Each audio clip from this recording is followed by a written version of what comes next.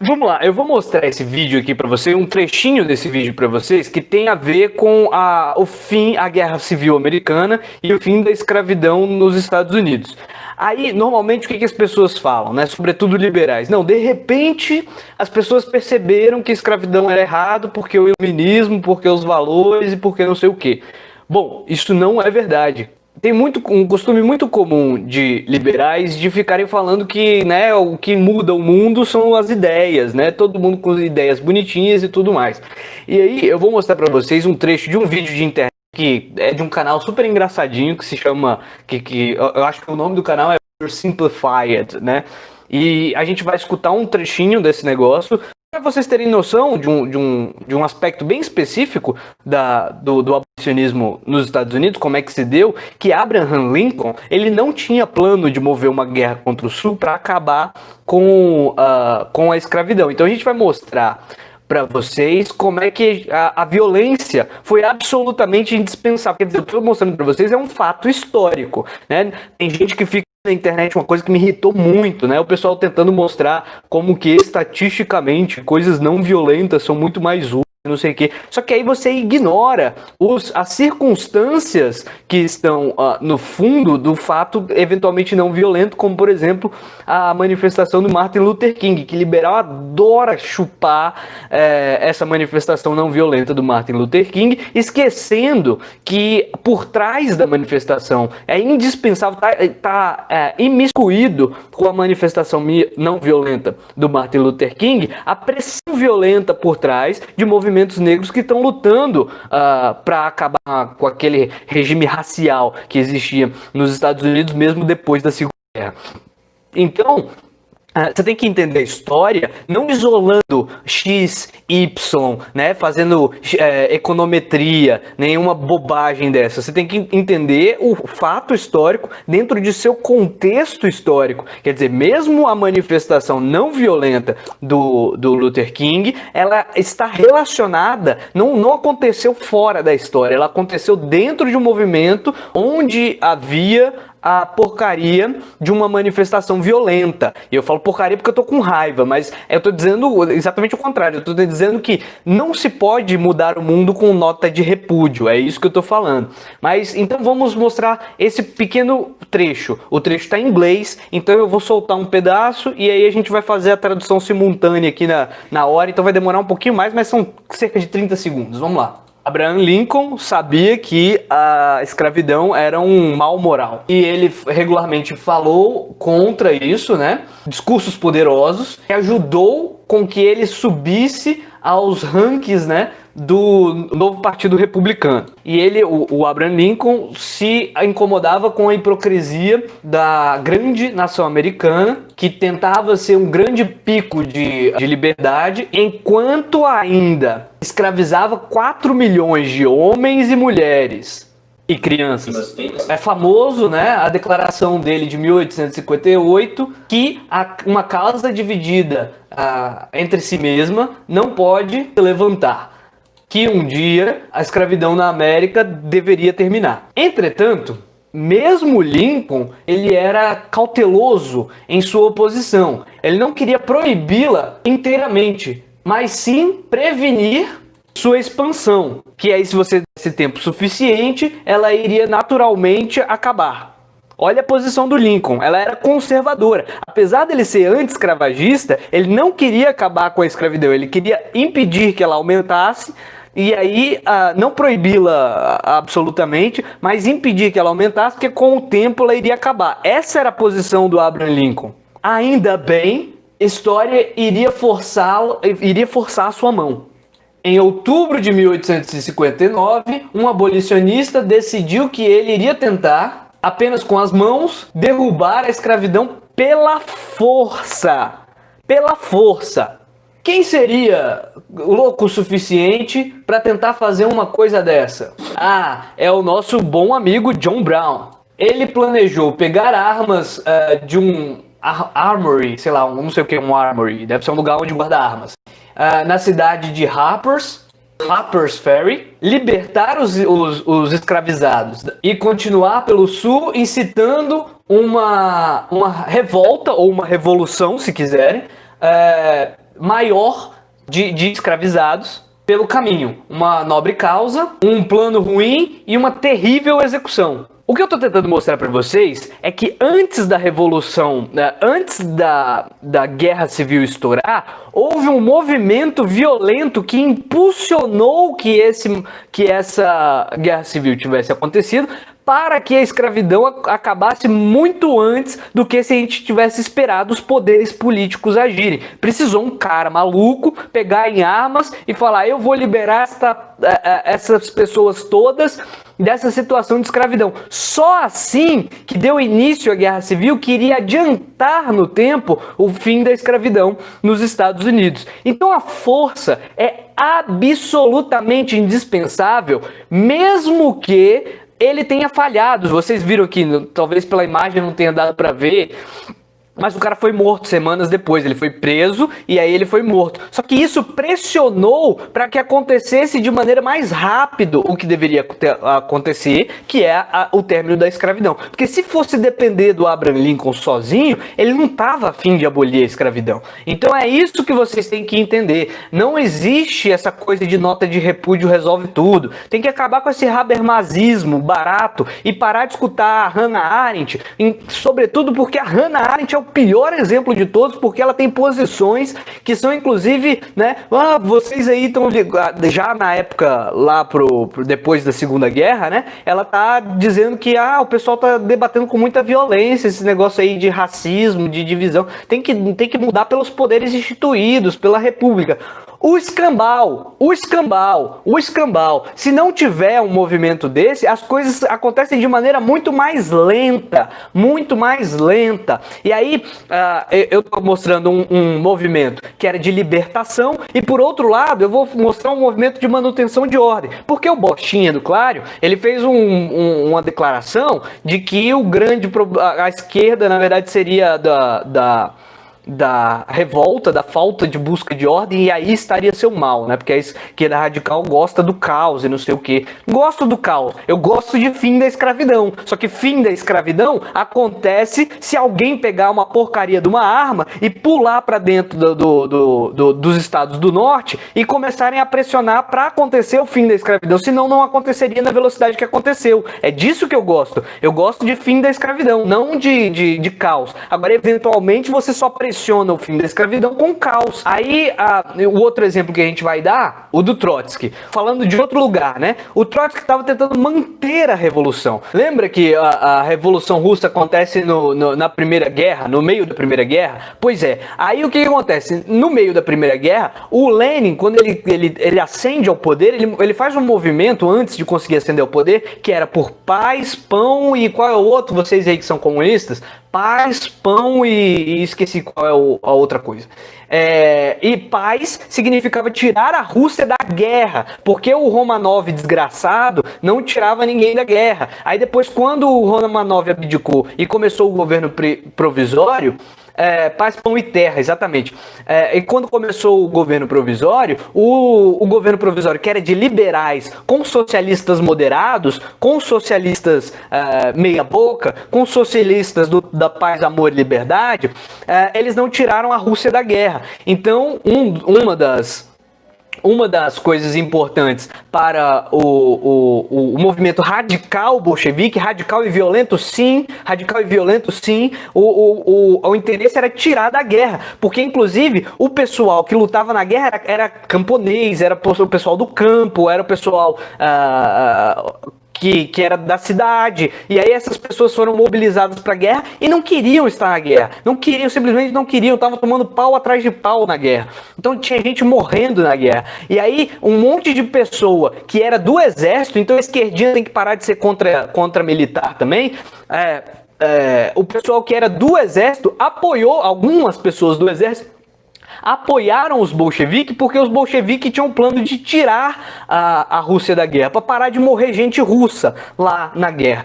E aí os bolcheviques então foram apoiados por parcela dos trabalhadores de Petrogrado, da capital lá, né? E parcela dos militares. Então os bolcheviques conseguiram chegar ao poder com apoio militar. Então tem que ter força. Só por isso que eles conseguiram ganhar, porque eles estavam com apoio militar. Então a esquerdinha tem que parar de ser contra os militares e conseguir apoio, inclusive, de militares. Então a esquerda bolchevique conseguiu mover a revolução e tirou e planejou a tirada da Rússia da guerra.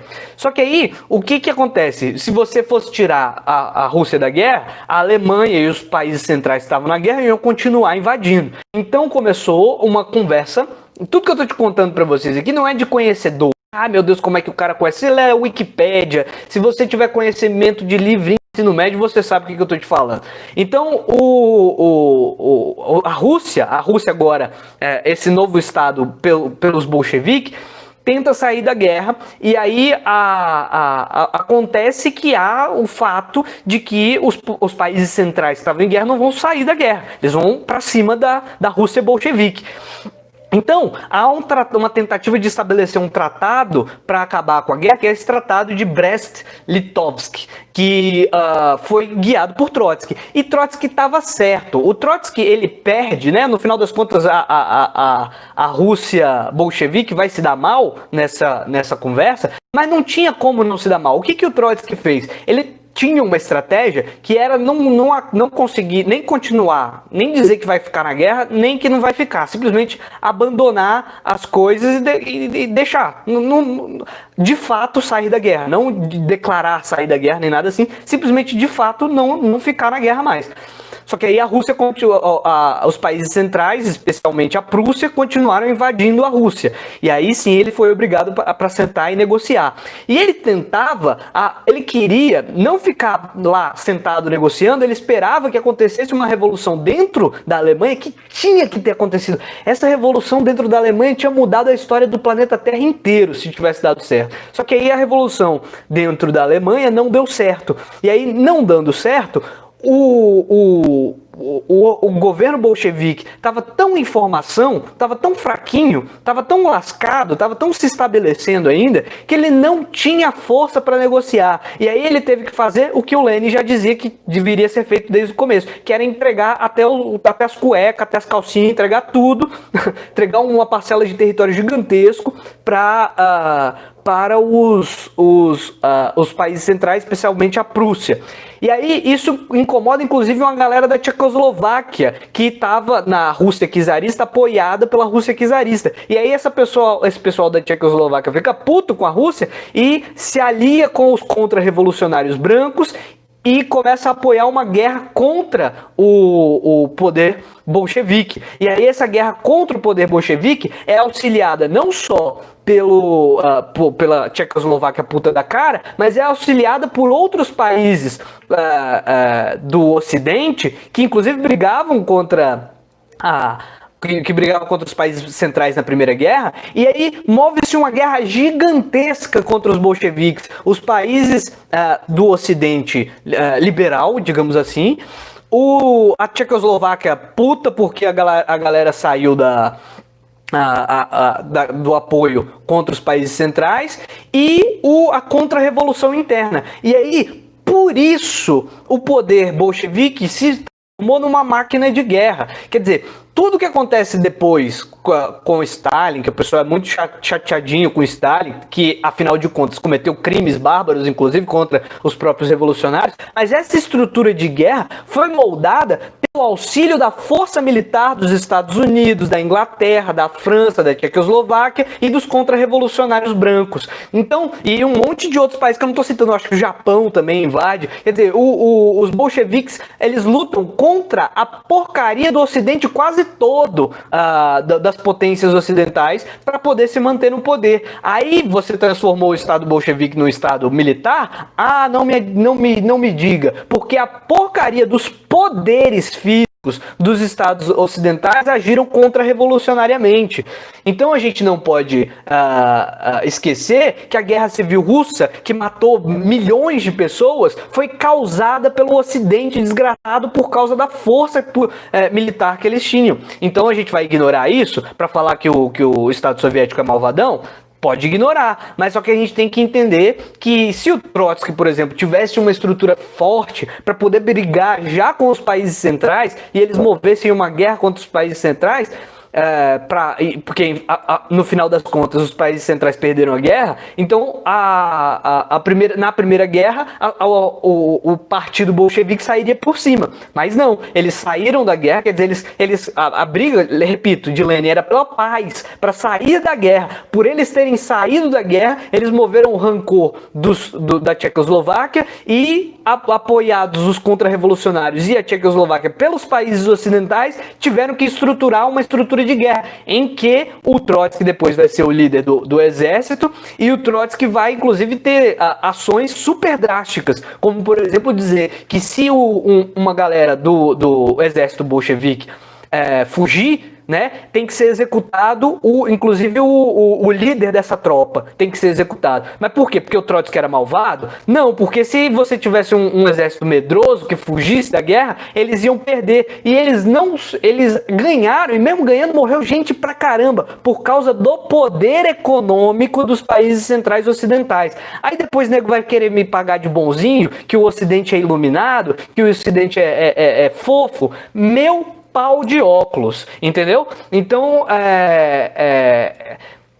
tem que se entender que a gente só tem capacidade de negociar de posição de poder. Se você não tiver posição de poder, você não tem como negociar. Seja a negociação com a base de força das massas, seja com a força do exército. Então você tem que ter força para negociar. E é por isso que eu digo, não fique caindo em conversa mole de liberal safado, que vai ficar dizendo que a gente tem que ficar cada vez mais fofinho, fofucho, porque senão as pessoas esmagam a gente. Esmagam como tentaram esmagar a Revolução Russa, não por causa de amor, mas porque eles tinham armas, né? Então é disso que eu tô falando, então a gente não pode deixar os caras ficarem sacaneando a gente, ficarem ridicularizando a gente, estimularem a subir coisas como o cara que torturou a mulher em plenário, e a gente acha que tá tudo bem, né? Pela memória do coronel Carlos Alberto Brilhante Ustra, o pavor de Dilma Rousseff. Quando aconteceu o golpe militar aqui no Brasil, o golpe militar foi apoiado pelos Estados Unidos. Tinha embarcação dos Estados Unidos beirando o Brasil para caso houvesse uma resistência do golpe. Aí o que acontece? O presidente que antes estava decidiu não lutar. Mas pessoas como o cara do PDT, que eu esqueci o nome dele, o Brizola ficou puto porque não quiseram lutar. Porque para o Brizola tinha que ter resistência armada. Não sei se o Brizola estava certo. Talvez se tivesse resistência armada, a gente tinha se lascado, ele tinha morrido um monte de gente e não tinha dado nada porque os Estados Unidos estavam apoiando a porra do golpe. Agora você vai dizer que o Ocidente é o iluminismo do bem, que não usa de violência e que a gente tem que chegar aqui e trocar ideia? Mentira! É isso que tá me irritando horrores. Essa gente liberal é mentirosa, entendeu? Então, não tô dizendo que é pra gente radicalizar, que é pra gente ficar todo mundo violento, mover um golpe, mas o nosso amigo Charles aqui, Salvador Allende no Chile, ele era declarado socialista e ele foi eleito democraticamente. Aí a porra do Pinochet traiu ele, porque o Pinochet era inclusive de base dele anteriormente, traiu ele e moveu um golpe. O Allende resistiu e foi morto. Tem vídeos terríveis. Deixa eu ver se eu acho aqui, rapidamente. Aqui, ó.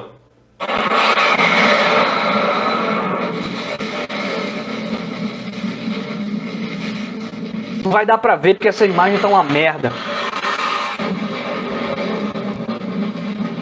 Isso aqui é o Allende resistindo pacificamente à tomada do poder do Pinochet.